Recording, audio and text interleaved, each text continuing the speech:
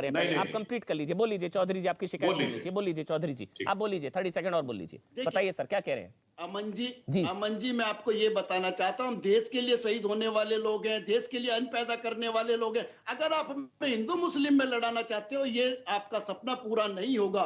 ये गलतियां पहले समाज कर चुका है, उन गलतियों को भुगत चुका है। आज देश को आगे बढ़ना है तो मिलजुल कर आगे बढ़ना है। और अगर कोई गलती करेगा, चाहे उसमें संदीप चौधरी गलती करे, बात सुनिए, बयान सुना दे एक बार, ऐसा करते हैं तो सुना दीजिए, शायद इन्होंने सुना नहीं, मेरे लॉ एंड ऑर्डर है, सुना दीजिए एक बार, ऐसा करिए पीसीआर, मैं रिक्वेस्ट कर रहा हूं, शायद इन्होंने सुना नहीं है, धमकी कैसे दी जा रही है, एक बार सुना दीजिए, शायद आपकी आंखें खुल जाए संदीप जी, क्योंकि आज मुझे हैरानगी है कि मैं जाटों की बात कर रहा हूं तो आप मुझे चुप करा रहे हैं। आपको बात करनी चाहिए जाटों की। आज आप गठबंधन की क्या मजबूरी, जाटों से दूरी, जाट जाए तो जाए, गठबंधन न जाने पाए। सुना दीजिए एक बार, फिर सुधांशु जी, अतुल भाई और शांतनु, सुना दीजिए एक बार। उन्होंने कहा कि आप बेफिक्र रहो, सरकार बन रही है, इंशाल्लाह इनको छोड़ेंगे नहीं। जिस तरीके से ये हमारे साथ जुल्म कर रहे हैं, इनसे बदला लिया जाएगा और इनको एहसास करा दिया जाएगा। आगे ये 100 बार सोचेंगे कि कैसे होता है, कैसे होते हैं। चलो कोई बात नहीं, जुड़े हुए हैं, नहीं है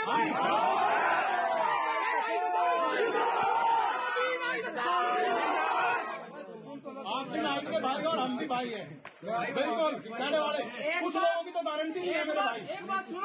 एक बात सुनो जी, अगर हमारी चौधरी के साथ कोई गड़बड़ी होती है ना, तो हम मिनट नहीं लगाने यहाँ गड़बड़ी करने में, क्यों नहीं भाई। नाई दर्शन के साथ जाट हरकत कर रहे, अगर वहाँ उन ब्लॉक में जाट नाई दर्शन के साथ हरकत करेंगे तो हम यहाँ पर्सन के साथ हरकत कर देंगे। वहाँ तो है 24,000, यहाँ आए हम 90,000, इलाज बांध देंगे, घुस भर देंगे, समझ गए।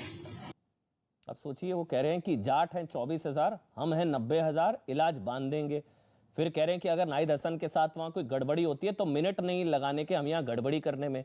वो खुलेआम धमकी दे रहे हैं जाटों को, और आपकी अलायंस की मजबूरी आप बोल नहीं सकते। सुधांशु जी आप बोल लीजिए, फिर मैं अतुल जी आपके पास, और शांति। हाँ, मैं चौधरी साहब की एक बात संशोधन करता हूं, यहाँ विषय हिंदू मुसलमान का भी नहीं है। आपका अगर कहीं इस तरीके की हरकत होती है तो उसकी जिम्मेदारी किसकी? अगर मैं भी किसी के लिए गलत बोलता हूं, क्या मेरे खिलाफ कानूनी एक्शन नहीं होना चाहिए? सरकार कहां सो रही है आपकी? अगर मैं भी गलत करता हूं तो सरकार को एक्शन लेना चाहिए, और सरकार, जो सरकार के नुमाइंदे, कानूनी कार्रवाई बाद में होगी। आप गलत को गलत कहना तो सीखिए। नहीं, मैंने गलत तो कह दीजिए चौधरी जी। आप तो ऐसे हो गए कि जाटों से पिंड छुड़ा लिया जैसे। हमें नहीं चाहिए भाई जाट, हमें अलायंस चाहिए, हमारे लिए समाजवादी पार्टी जरूरी है। ये बस मेरा वो सवाल था। चलिए चौधरी जी, अब हो गया सर, हो गया। प्लीज आगे बढ़ रहा हूं, बड़ा पैनल है, मुझे सुधांशु जी के पास जाना है। सुधांशु त्रिवेदी आप बोलिए। हो गया सुधांशु त्रिवेदी, 3 वाक्य कह दूं।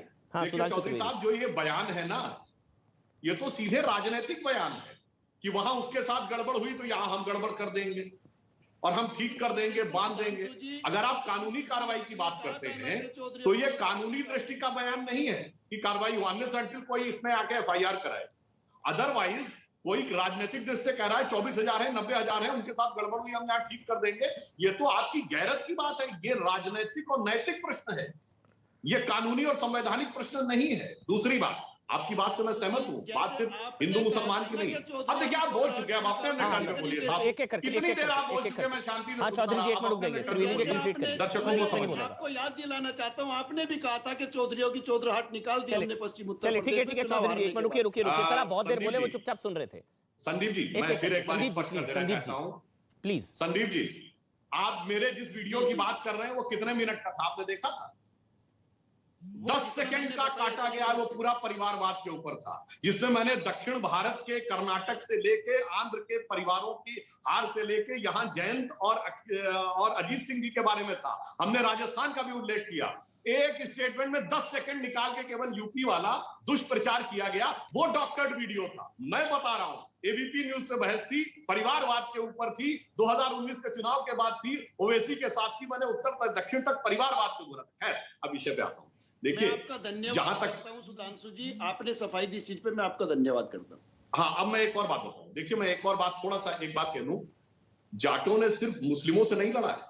बहुत से जाटों को भी नहीं पता होगा, जब उनसे कहा जाता है कि आपका इतिहास कितना पुराना है, तो आपको पता हो अमन जी, पाणिनि की अष्टाध्यायी, जो संस्कृत व्याकरण का सबसे पुराना ग्रंथ है और जिसका मिनिमम समय 3री शताब्दी ईसा पूर्व माना जाता है, हमारे हिसाब से तो वो 1000 ईसा पूर्व का है। उसमें लिखा हुआ है एक उदाहरण में, अजयत जरतो हूना, संस्कृत में जाटों को जट कहा जाता था, वहीं से जट शब्द बना, उसके बाद जाट शब्द बना। यानी हूणों को जाटों ने हराया, और वो हूण जिन्होंने कि पूरा यूरोप तबाह कर दिया था, उन्हें मार मार कर यहां से हटाया। और समुद्रगुप्त की प्रयाग प्रशस्ति में लिखा, हूणर यस्य समागतस्य समरे दौरे भाम धरा कंपिता, धरती कांपने लगी। मगर अफसोस आज वो आप कह रहे हैं डरने वाली बात, डरा के हूणों को भगा दिया। आज क्या हो गया? और मैं अंत में आधुनिक संदर्भ की बात कहता हूं। परिवारवाद के खिलाफ सबसे पहले मुद्दा किसने उठाया था? स्वर्गीय चौधरी चरण सिंह जी ने, जब इंदिरा जी को प्रधानमंत्री बनाया गया। आज जाट समुदाय में कोई एक नेता नहीं मिलता है कि चलो हम उसी को नेतृत्व दे दें। एक कार्यकर्ता नहीं मिलता।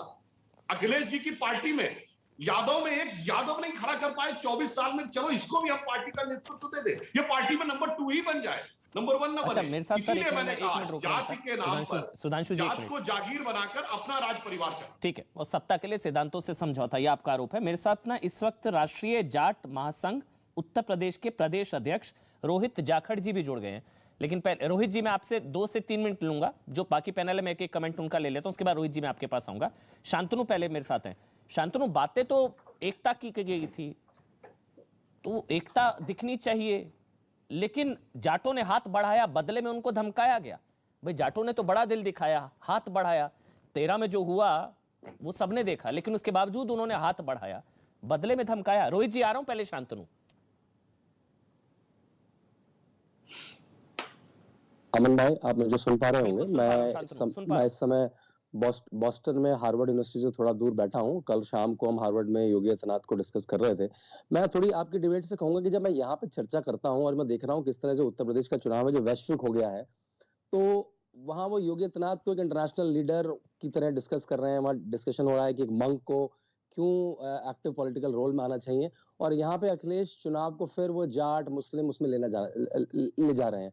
क्यों ले जा रहे हैं? देखिए, वो इस तरह के बच्चे की तरह रखते हैं जिसने एग्जाम में 1 साल कुछ नहीं पढ़ा और आखिरी में कुछ कुंजी लेके आ गया। कुंजी क्या है? MY combination. 5 साल अखिलेश ने कुछ नहीं करा, ना वो क्षेत्र में गए ना संसद में गए। अमन, आपको जान के आश्चर्य होगा, ये जो 17वीं लोकसभा है इसमें अखिलेश की अटेंडेंस मात्र 37% है।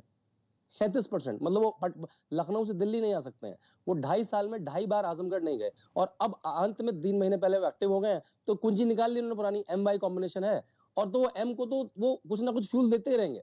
कभी वो नाहिद हसन को छोड़ेंगे, कभी वो खुद जिन्ना जिन्ना बोलेंगे, कभी वो कहेंगे पाकिस्तान तो हमारा दुश्मन ही नहीं है, कभी वो संभल के सांसद से कहेंगे तालिबान की तारीफ करो, कभी वो अपने मैनिफेस्टो में ला देंगे कि हम आतंकवादियों को छोड़ देंगे, कभी वो कहेंगे कि मुस्लिम लड़कियों को स्कॉलरशिप देंगे।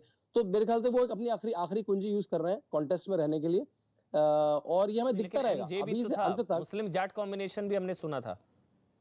देखिए, हाँ, वो उनका तात्कालिक था, लेकिन वहां पे वेट है ना। आपने खुद बताया कि 30 सीटों पे जाट का फायदा है, जाट होने से फायदा, 150 सीटों पे मुस्लिम भारी है, तो 150 बढ़ा कि 30 बढ़ा, तो ये ट्रेड ऑफ में जाट को भूल चुके हैं अखिलेश। अच्छा, ठीक है, तो क्या मतलब इतनी देर में RLD के प्रवक्ता ने एक शब्द नहीं कहा, RLD जब जाट को भूल चुकी है। वो गलत हुआ, धमकी गलत है भाई, किसी को भी दी जाए। मैं तो कह रहा हूँ किसी अगर मुस्लिम भाई को धमकी दी जाती है तो भी गलत है। अभी जब भी हमने देखा था वो हरिद्वार की धर्म संसद में जो बातें की गई थी वो गलत थी।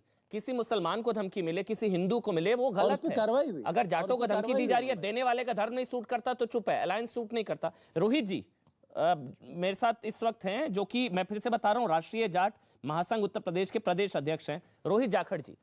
रोहित जी, ये तस्वीरें क्या हैं, ये जो हम देख रहे हैं वीडियो धमकी वाले, ग्राउंड पर रियलिटी क्या है सर? रोहित जी, अगर आप बता पाए।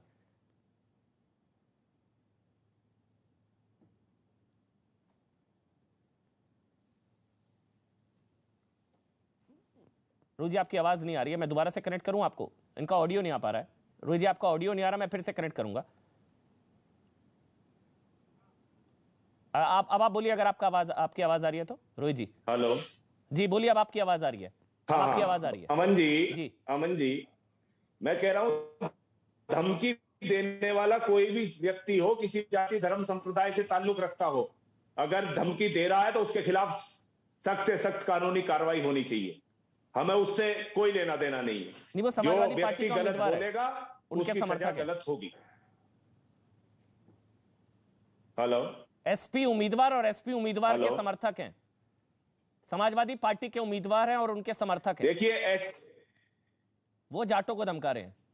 अब ये हमें नहीं पता कौन देखिए, मेरा कहना यह है, अगर वो पार्टी का पदाधिकारी है तो उसके खिलाफ और भी सख्त कार्रवाई होनी चाहिए।